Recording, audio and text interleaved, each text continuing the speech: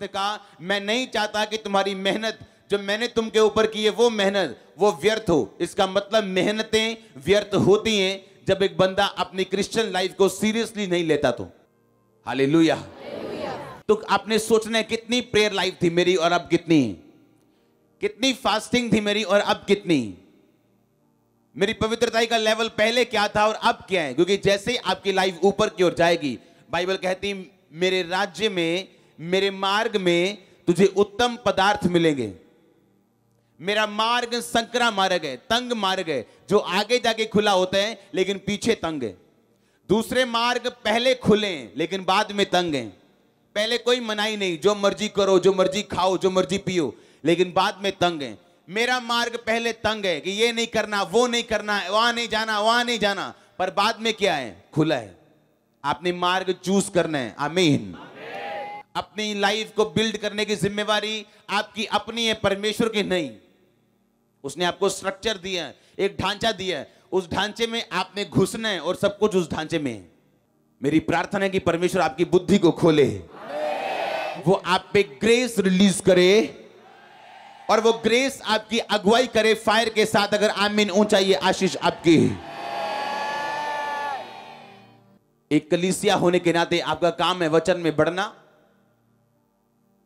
परमेश्वर की नॉलेज में बढ़ना, अज्ञानता में ना रहना। क्योंकि बाइबल में कहीं नहीं लिखा शैतान की वजह से लोग नाश हुए।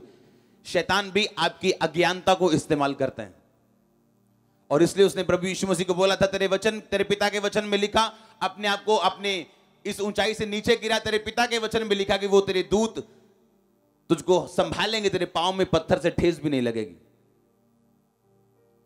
पर यीशु मसीह वचन को जानते थे, वचन से बोला कि शैतान ये भी लिखा है तो अपने प्रभु अपने परमेश्वर की कभी भी परीक्षा ना कर।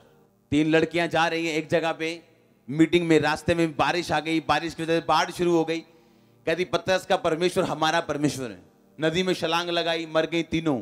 अगले दिन अखबार में आया यहोवा कहां गया, क्रिश्चियन लोगों का परमेश्वर कहां गया। क्योंकि अज्ञानता की वजह से आप मौका देते हो दूसरे लोगों को परमेश्वर के खिलाफ बोलने का। कहां लिखा पतरस ने अपनी मर्जी से पानी पे छलांग मारी और पानी पे चला। उसने कहा था प्रभु अगर तू चाहे तो मैं पानी पे चलूंगा, तू मुझे आज्ञा दे, तेरा वर्ड मुझे चाहिए पानी पे चलने के लिए। जब तक तू बोलेगा नहीं मैं चल नहीं सकता, तू बोल के बता मैं आऊं कि ना आऊं। परमेश्वर ने कहा आजा। ये फर्क था पतरस में और उन तीनों लड़कियों में। और यही शैतान इस्तेमाल करता है, यही अज्ञानता वो आपकी लाइफ में इस्तेमाल करता है, आपके घर में, आपके जीवन में।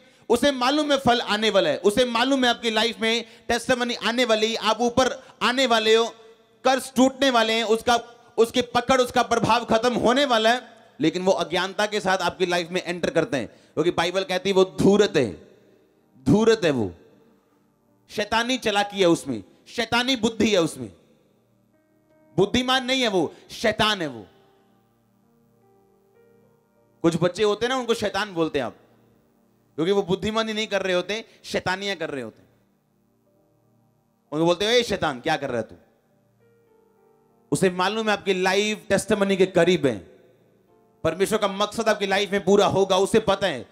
और इसी अज्ञानता की वजह से वो आपकी लाइफ में एंटर करते हैं।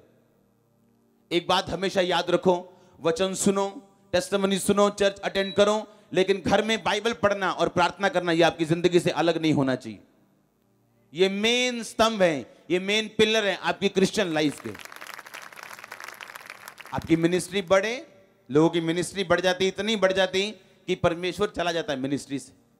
क्योंकि पास्टर इतना बिजी हो गया 24 आवर लोगों में।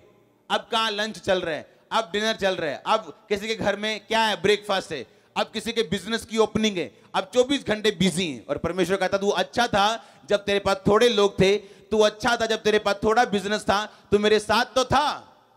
आपको मेंटेन करना जो प्रभु ने आपको दिया। आमीन। परमेश्वर के दास के द्वारा टीचिंग्स को सुनने के लिए, अनाउंसमेंट्स और अपडेट्स को जानने के लिए आप हमारे YouTube चैनल को सब्सक्राइब करें और साथ में बेल आइकन को दबाएं, ताकि जब भी कोई नई अपडेट हो तो आप सबसे पहले जान सकें।